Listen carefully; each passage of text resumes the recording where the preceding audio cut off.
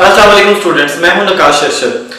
Maihar theory के इस lecture में आज हम एक्स क्रॉस सेक्शन और वाई क्रॉस सेक्शन के बारे में डिस्कस करेंगे। बहुत आसान सा कंसेप्ट है, बहुत इजी डेफिनेशन है, इससे रिलेटेड एग्जांपल भी देखेंगे। तो देखिएगा एक्स क्रॉस सेक्शन की हमारे पास क्या डेफिनेशन है। तो अगर हमारे पास दो मेजरेबल स्पेसेस हैं, पहली स्पेस है x बीटा x mx और दूसरी स्पेस है y बीटा y और my, और हम क्या करते हैं x क्रॉस y यानी x और y का जो कार्टेशियन प्रोडक्ट है उसमें से हम एक सबसेट f चूज करेंगे। उसके बाद हमने क्या करना है, हमने इस f का ये जो हम सबसेट चूज करेंगे इसका हम x क्रॉस सेक्शन भी बनाएंगे, इसका हम y क्रॉस सेक्शन भी बनाएंगे। तो अगर हमें f का x क्रॉस सेक्शन बनाना है तो उसके लिए हम क्या करेंगे, हम सेट y के वो पॉइंट्स चूज करेंगे जिनका ऑर्डर्ड पेयर x के साथ इस सबसेट में बिलोंग करेगा। इसी तरह अगर हमें y का क्रॉस सेक्शन बनाना है तो फिर हम सेट x के वो पॉइंट चूज करेंगे जिनका y के साथ जो ऑर्डर्ड पेयर है वो इस सेट f में बिलोंग करेगा। तो जो इसकी नोटेशन है, अगर आपने x क्रॉस सेक्शन लिखना है तो आप क्या करेंगे, सेट के सबस्क्रिप्ट में x लिखेंगे विद इन स्क्वायर ब्रैकेट्स। इसी तरह अगर y क्रॉस सेक्शन लिखना चाहते हैं तो आपने सुपरस्क्रिप्ट में y को लिखना है विद इन स्क्वायर ब्रैकेट। ठीक है, इसकी नोटेशन है, इस नोटेशन को आपने एज इट इज यूज करना है। तो मैंने नीचे लिख भी दिया है कि ये x क्रॉस सेक्शन कहलाता है और ये y क्रॉस सेक्शन कहलाता है। तो ये जो हमने कंसेप्ट इसका डेफिनेशन में पढ़ा है इसको हम एग्जांपल के जरिए देखते हैं। तो सपोज हमारे पास दो सेट्स हैं, एग्जांपल देखें।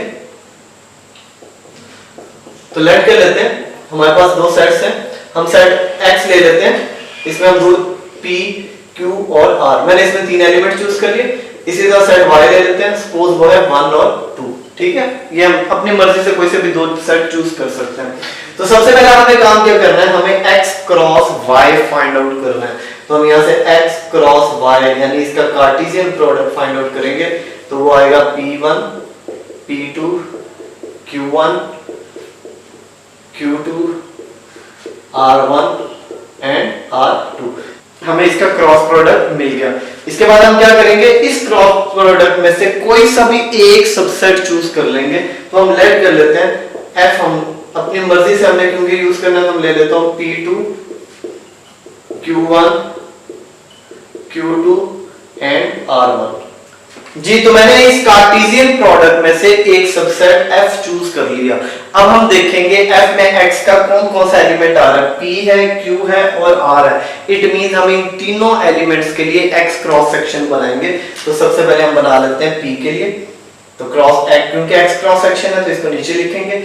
अब आपने किस तरह से बनाना है, आपने देखना है कि p का पेयर y के किस किस एलिमेंट के साथ बन रहा है। तो देखिए p का पेयर सिर्फ और सिर्फ 2 के साथ बन रहा है, तो हम इसके रिजल्ट में यहाँ पे जस्ट 2 लिखेंगे। ठीक है, इसी तरह अगर हम q के लिए x क्रॉस सेक्शन बनाएं जी, तो q के लिए क्रॉस सेक्शन क्या बनेगा, देखिए q के दो ऑर्डर पेयर है, 1 के साथ भी है 2 के साथ भी है, तो इसका रिजल्ट आएगा 1 और 2। तो डेफिनेशन हमें यही बता रही थी कि आपने सेकंड सेट y के वो एलिमेंट चूज करने हैं जो इस एलिमेंट के साथ ऑर्डर्ड पेयर बनाएंगे। तो हमने वही काम किया, हमने q का जब क्रॉस सेक्शन निकाला, x क्रॉस सेक्शन निकाला, तो हमने वो एलिमेंट चूज किए y के जिनका q के साथ ऑर्डर्ड पेयर इस सबसेट f में लाई कर रहा है। कार्टेशियन प्रोडक्ट में देखेंगे, हम f में देखेंगे। सेम एज इट इज अगर हम r का फाइंड करें, मैं साइड पे r का भी फाइंड कर रहा हूं, x क्रॉस सेक्शन देखें r का किसके साथ बन रहा है, जस्ट 1 के साथ, ये इसका x cross section find out हो गया। इसी तरह से अगर हम y क्रॉस सेक्शन निकालना चाहें, अच्छा यहां पर ये भी बता दूं कि जब आप x क्रॉस सेक्शन या y क्रॉस सेक्शन निकालते हैं तो आपने सेट के सारे एलिमेंट्स का बनाना है, वो एम्प्टी भी आ सकता है, सारे एलिमेंट्स का होना चाहिए। ये नहीं कि जो यहां पे इंट्रोड्यूस हो रहा है, आपने यहां से देखना है। आपने पहले x में देखा 3 एलिमेंट थे, तीनों का x क्रॉस सेक्शन निकाला, y में 2 एलिमेंट, इन दोनों का आपने y क्रॉस सेक्शन निकालना है। एम्प्टी है या नॉन एम्प्टी है इससे कोई फर्क नहीं पड़ता। तो हम जब y1 का y cross section find out करेंगे तो देखिए 1 का ऑर्डर पेयर किसके साथ बन रहा है, q के साथ भी बन रहा है और r के साथ भी बन रहा है। तो हम यहाँ पे क्या लिख देंगे, q एंड r। इसी तरह से जब हम 2 का निकालेंगे, देखें तो 2 का p के साथ भी बन रहा है और q के साथ भी बन रहा है, तो इसमें हम क्या लिख देंगे, p और q। तो ये था x क्रॉस सेक्शन और y क्रॉस सेक्शन। तो आसान सा टॉपिक था, उम्मीद है आपको बड़ी आसानी से समझ आ गया होगा। जी, ये दो रिमार्क्स देखिएगा कि अगर हम x क्रॉस सेक्शन और y क्रॉस सेक्शन का कैरेक्टरिस्टिक फंक्शन इवेलुएट करें तो वो इक्वल आएंगे। ठीक है, जो रिमार्क है कि हम किसका कैरेक्टरिस्टिक फंक्शन ले रहे हैं, y क्रॉस सेक्शन का, उसमें एलिमेंट हम जाहिर सी बात है उसमें x के एलिमेंट्स होंगे इसलिए x लिखेंगे, जब हम x क्रॉस सेक्शन लेंगे ऑब्वियस इसमें एलिमेंट्स किसके होंगे y के, इसलिए हम उसको y यहाँ पर लिखेंगे। तो इसका कैरेक्टरिस्टिक फंक्शन है, इसका कैरेक्टरिस्टिक फंक्शन दोनों इक्वल है, तो ये दोनों जो होंगे ये इक्वल होंगे f के कैरेक्टरिस्टिक फंक्शन के, ठीक है। और क्योंकि f में जितने भी एलिमेंट्स है वो ऑर्डर्ड पेयर की फॉर्म में थे, इसलिए यहाँ पर जो हम एलिमेंट लिखेंगे वो ऑर्डर्ड पेयर की फॉर्म में होगा। तो फर्स्ट रिमार्क से हमें पता चलता है कि x क्रॉस सेक्शन और y क्रॉस सेक्शन का जो कैरेक्टरिस्टिक फंक्शन है वो सेट f के कैरेक्टरिस्टिक फंक्शन के इक्वल आएगा। इट मींस इन तीनों की जो वैल्यू आएगी वो सेम आएगी। इसी तरह से सेकंड इसका जो रिमार्क है वो है कि अगर f कॉम्प्लेक्स वैल्यूड फंक्शन हो, ठीक है, और किस ये हम जो कॉम्प्लेक्स वैल्यूड फंक्शन लेंगे किस पे लेंगे, हम कार्टेशियन प्रोडक्ट के ऊपर डिफाइन करेंगे। तो जो x क्रॉस सेक्शन होगा, y क्रॉस सेक्शन होगा और ये जो फंक्शन होगा, इन तीनों की जो वैल्यू आएगी ये सेम आएगी। कब सेम आएगी, अगर ये फंक्शन कॉम्प्लेक्स वैल्यूड फंक्शन होगा। तो यहाँ पर गौर करें स्मॉल f है, ये इस कॉम्प्लेक्स वैल्यूड फंक्शन को इंडिकेट कर रहा है। तो ये दो रिजल्ट्स हैं, इनको ज़हन में रखिएगा, ऑनवर्ड ये यूज होंगे। अच्छा, ये जो रिमार्क फर्स्ट है इसको आप जो भी मैंने आपको प्रीवियस एग्जांपल करवाई है, आप उस एग्जांपल की मदद से इसको प्रूव कर सकते हैं। आप क्या करेंगे, उसमें आपको मैंने x क्रॉस सेक्शन और y cross section find out करवाए हैं। आपको एक x क्रॉस सेक्शन और एक y क्रॉस सेक्शन ले लें, उनके आप कैरेक्टरिस्टिक फंक्शन इवैल्यूएट करें और जो आपके पास सेट f था, जो सबसेट था, उसका भी आप कैरेक्टरिस्टिक फंक्शन इवैल्यूएट करके देखें क्या इन तीनों का आंसर सेम आ रहा है या नहीं। तो आपको वहां से ये चीज क्लियर हो जाएगी कि तीनों का जो रिजल्ट है वो सेम आएगा। तो इट मींस इस फर्स्ट रिमार्क को हम with the help of example proof कर सकते हैं। तो आप उसे ट्राई करके देखिएगा, उम्मीद है आपसे बड़ी आसानी से हो जाएगा। तो नेक्स्ट चलते हैं थ्योरम नंबर 3 की तरफ। जी, थ्योरम 3 की स्टेटमेंट है, हमें दो सिग्मा फाइनाइट मेजर स्पेसेस दी गई हैं। तो आपको याद है कि जहां पर सिग्मा फाइनाइट मेजर स्पेस हम बनाते हैं तो उसमें कोई ना कोई डिसजॉइंट सीक्वेंस भी बन रहा होता है।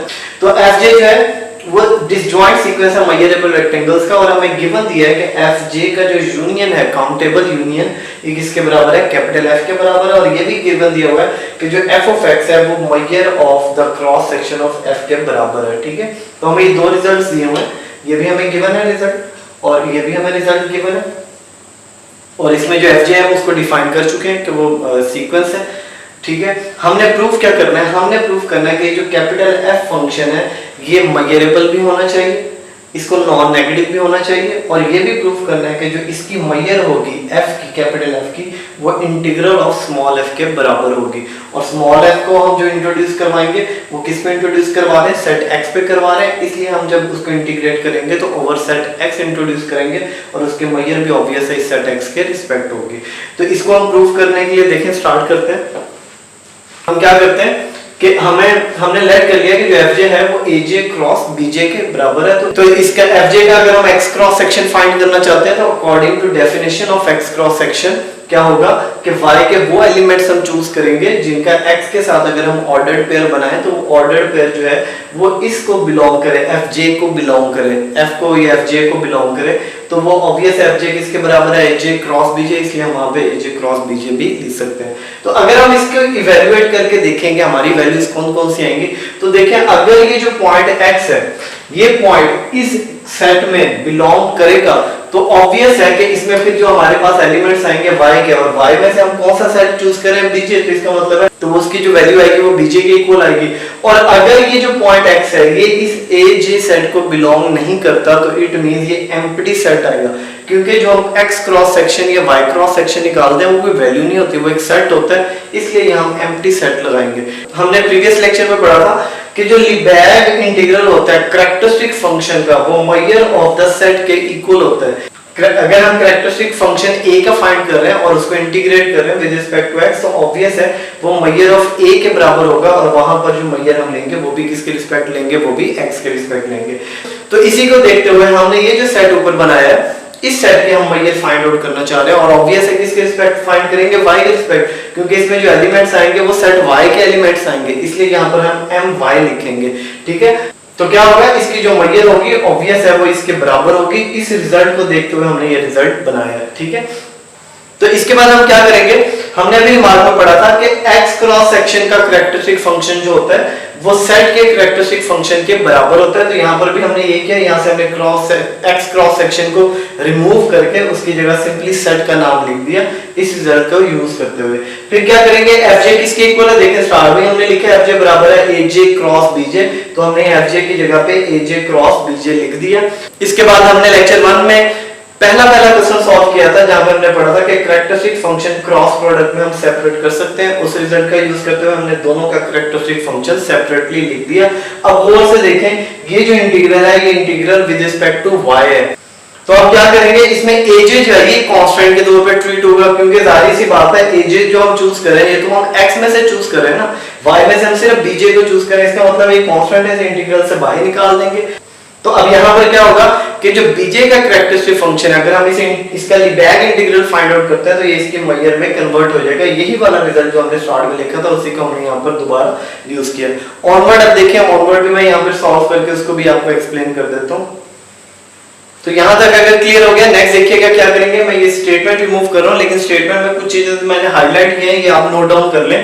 एक तो ये कि f इसके यूनियन के बराबर है, सेकेंडली f ऑफ x की वैल्यू भी ज़हन में रखिएगा क्योंकि ये बार-बार यूज होनी है। तो इक्वेशन 1 के बाद देखिएगा हमें गिवन में दिया हुआ है कि f ऑफ x इसके बराबर है, ये मैंने आपको अभी हाईलाइट भी करके दिया था, तो वही रिजल्ट हमने यहाँ पे लिखा। हम क्या करेंगे, क्योंकि हमने ये जो रिजल्ट बनाई f j के लिए बनाया, इसलिए हम यहाँ पर भी क्या करेंगे, f कैपिटल F को यहाँ पे f j से रिप्लेस कर देंगे, सीधा स्मॉल f को भी f j से रिप्लेस कर देंगे।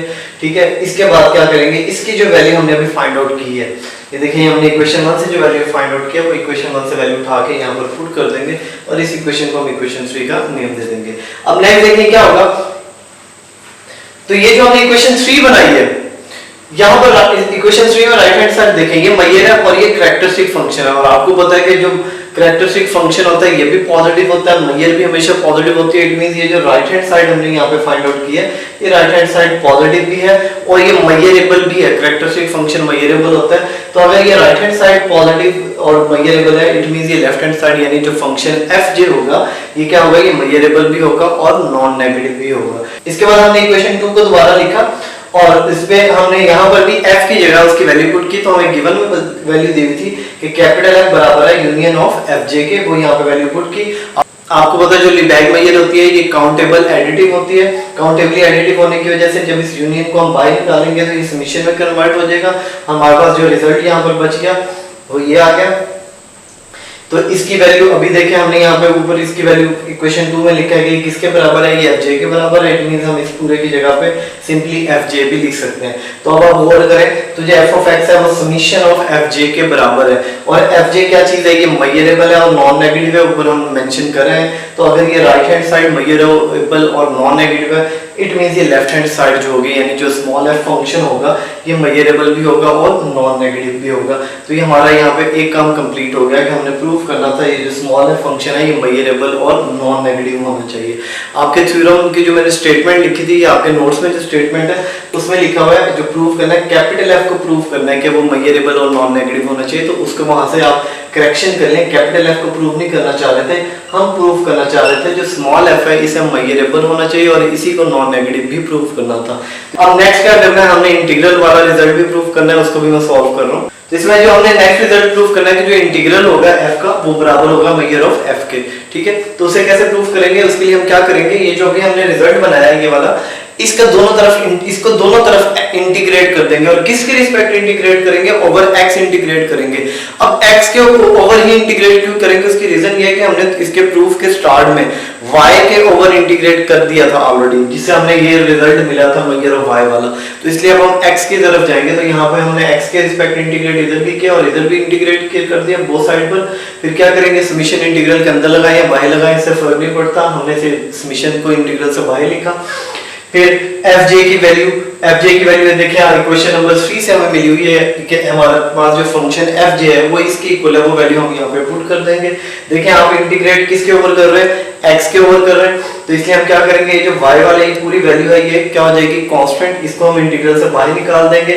कैरेक्टरिस्टिक फंक्शन ऑफ aj का हम जब इंटीग्रेट करेंगे ओवर x तो ये किस में कन्वर्ट हो जाएगी, मयर of aj with respect to x। ठीक है, तो यहाँ पर हम प्रोडक्ट मयर की डेफिनेशन अप्लाई करेंगे तो ये किसके इक्वल हो जाएगा, मयर ऑफ aj क्रॉस bj में कन्वर्ट हो जाएगा। aj क्रॉस bj हमने स्टार्ट में लिखा था कि किसके बराबर है, fj के, तो यहाँ पे इसकी जगह पे fj लिखेंगे। और ये जो बाहर समेशन है इसको हम जब मयर के अंदर शिफ्ट करेंगे तो काउंटेबली एडिटिव होने की वजह से ये यूनियन में कन्वर्ट हो जाएगा। यहाँ पर एफ जे आएगा, एफ जे का यूनियन किसके बराबर है, कैपिटल एफ के बराबर है। तो यही रिजल्ट हम बनाना चाह रहे थे। तो उम्मीद है आपको ये थ्योरम समझ आ गया होगा। जो इसका सेकंड पार्ट है वो कुछ इसी तरह से है, बस उसमें यूनियन के बजाय इंटरसेक्शन का यूज कर रहे हैं। आप लोग उसको ट्राई करिएगा, अगर नहीं होगा तो मैं नेक्स्ट लेक्चर में इंशाल्लाह उसको भी आपको प्रूफ करवा दूंगा। तब तक के लिए अल्लाह हाफिज।